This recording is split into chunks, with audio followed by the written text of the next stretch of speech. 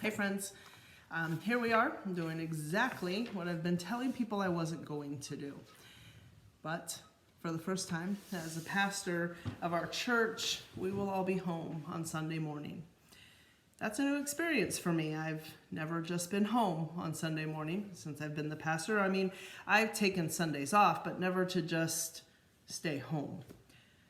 I'm recording this on a Saturday night so that I can make sure that I'm actually brave enough to post it. I've told my family and friends many times over the past few days that this is not how I would be handling this situation. But here we are. And God kept tugging at my heart, telling me this was the right thing that I should be doing. So we're going to give it a try. I texted my sisters this afternoon and I told them that they were going to have to view the video first and then give me feedback, as only sisters can give. So if you're seeing this and you don't like it, I would ask you to blame them. Only kidding, sort of. Our church elders on Wednesday night made the very difficult decision to close our doors for worship this week and for the weeks to come. And it made me really sad. In fact, when I got home later that evening and I was just sitting in the quiet by myself, I cried about it. To my knowledge, our church doors have never been shut. It's always been our policy that especially on a Sunday morning that we would be open. Yet here we are. And I decided today that I would come to the church to make this video, and I think that was mostly for myself, because thinking about not being here for several weeks makes me sad. I miss the church, but when I got here, I realized that really wasn't going to help me. I want you to listen for just a second. It's quiet here. Actually, it's a little lonely. There are no kids, and I might be a little biased, but we pretty much have the best kids here in our church. There's no singing, and we have incredible singers in our church. There's no one greeting one another as they come in the door, and we really are a church family who loves one another. And there's no praying. And I guess maybe for me, that's the deafening silence. It's quiet, and it's lonely. And to be honest, I guess every day is a little lonely right now. We're people who are meant to be in fellowship with one another. We're meant to have personal contact with each other. We're not meant to be separate, yet that's where we are, separated. Now, don't misunderstand me. I don't only mean that we're separated simply because of the virus that's taking our world by storm. That's just furthered our separation. We have separated ourselves for as long as we have walked on this earth. Think about it. Adam and Eve, they separated themselves from God shortly after being given the opportunity to do so. But even in more recent times, we have separated ourselves because of the color of our skin, because of the amount of money in our bank accounts, because of the way that we choose to worship. We can't blame the coronavirus for that. We made this mess long before COVID-19 was a household name. But the irony is not lost on me that we are also in the middle of Lenten season and experiencing separation. The 40 days of Lent represent the time that Jesus was also separated, and as the gospel tells us, he was driven into the wilderness, enduring the temptation of Satan and preparing for the beginning of his ministry. For us, Lent is a time of repentance and preparation for the coming of Easter. It's also a time of self-evaluation and reflection.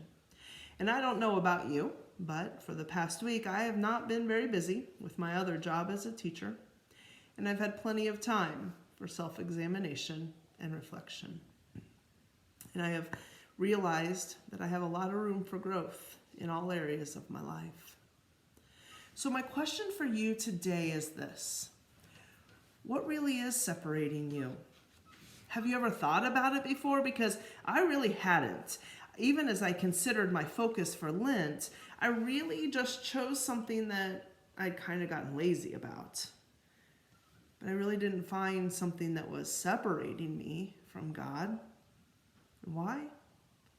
Well, because if I had, I would have had to really done something about it.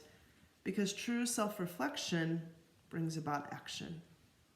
And that's what Lent is really about. We are in the middle of a crisis. I told my congregation last week that we're in a relationship crisis because of politics. We are in a health crisis because of the coronavirus. We're in an economic crisis because of fear. We're in a toilet paper crisis because, well, I don't really know.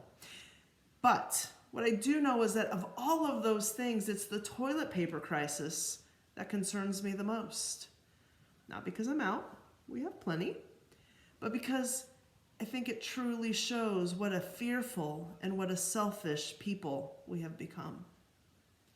This week, I keep being reminded of Matthew 25, verses 34 through 40, and I'd like to read those to you at this time.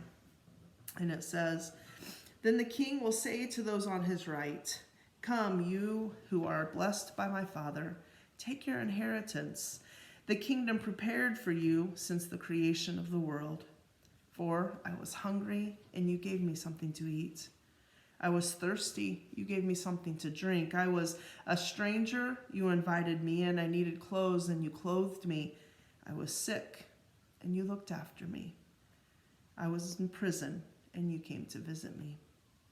Then the righteous will answer, 'Lord, when did we see you hungry and feed you, thirsty and give you something to drink? When did we see you a stranger and invite you in, or needing clothes and clothe you?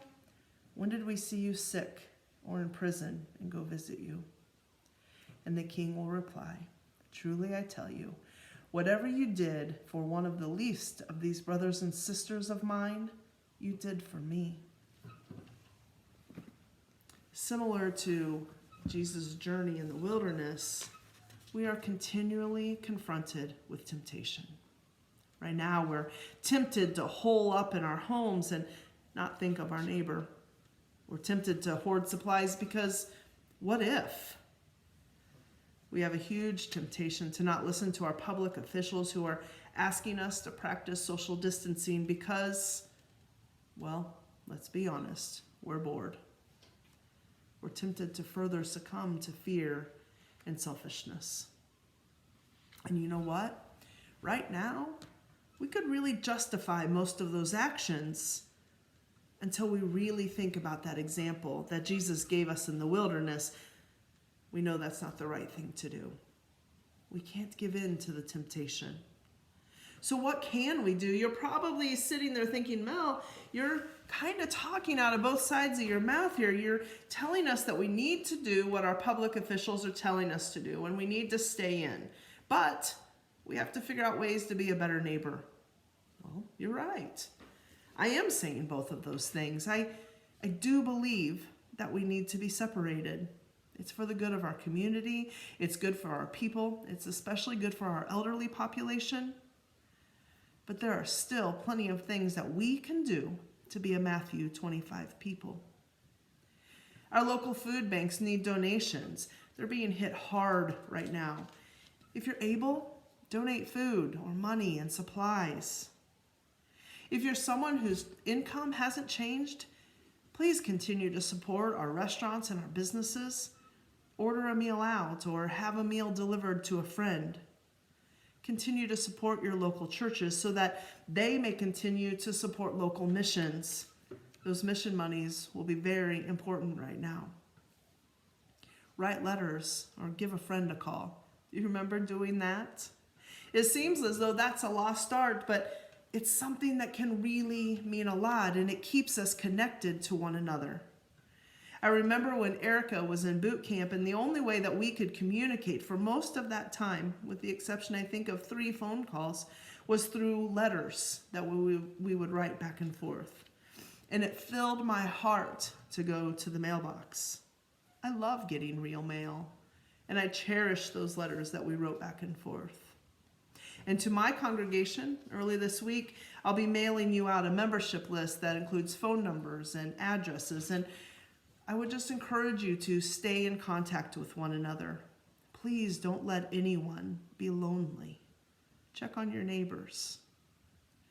If you are able, go for a walk at one of our local parks and pick up the trash as you go.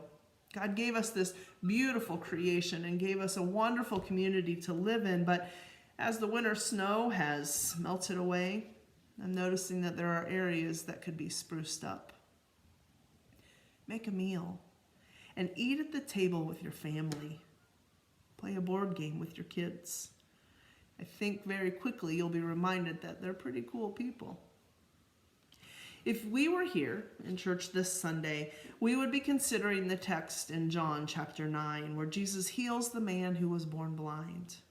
And in verses 3 through 5, we hear Jesus say, "Neither this man nor his parents have sinned, but this happened so that the works of God might be displayed in him. As long as it is day, we must do the works of him who sent me. Night is coming when no one can work. While I am in the world, I am the light of the world." I gave you a few things that you can do to continue to support one another while we are separated and help people not feel so lonely. Because the truth is, when our eyes are opened and we're doing these things in God's name and we're showing his light, darkness, fear, loneliness, and temptation, they are quickly replaced with faith, hope, and love. And as a final note, I want to personally say thank you to all of those who are still working. Those of you who don't have the option to stay home where it's safe. To our healthcare workers who are putting in tireless hours and they are putting themselves right in the line of fire. Thank you to the grocery store workers and the truck drivers who are making sure that we have the supplies that we need. Thank you to the parents of our students who are no longer in school and they're having to find alternative ways to care for them throughout the day. And thank you to our leaders who are making hard decisions, but decisions that are necessary for each of us. Remember, friends, this situation that we're in, it's temporary. Very soon we'll be back together. But what isn't temporary is God's sovereign love, because that is eternal. And that's really what matters. And as we continue through this Lenten season and we're apart from one another, I pray that God will just draw us closer to him. That the separation that occurred before COVID-19 was a thing, that would be united. And that we are prepared for the fresh experience of Good Friday and Easter this year. May God's peace be with you. Thank you.